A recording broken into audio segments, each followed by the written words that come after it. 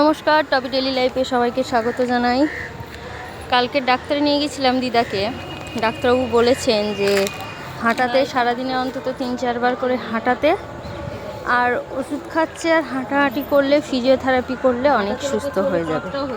তাই এই দিদাকে ধরে ধরে নিয়ে হাঁটাচ্ছি এখন। উনি আস্তে আস্তে না ধরলে পড়ে যায়, ধরে রাখতে হচ্ছে।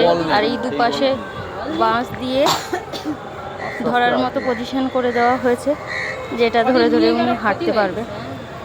তাই ধরে ধরে নিয়ে এখন হাঁটাতে বেরিয়েছি, দুপুরবেলা খাওয়া দাওয়া করিয়ে নিয়ে। আরে সন্ধ্যেবেলা কথা বলে গেছি, ভালো হবে, মানুষ অনেক সুস্থ। সন্ধ্যেবেলা কি মাঝরাতে 9টার সময়, তখনও আমরা কথা বলেছি। 4টের সময় ওরকম হচ্ছে, আমাদেরকে ফোন করে ডেকেছি তো, নাহলে আমরা জানতে পারতাম কি। ফোন করে বলছে এদিকে আয় আমার সাথে।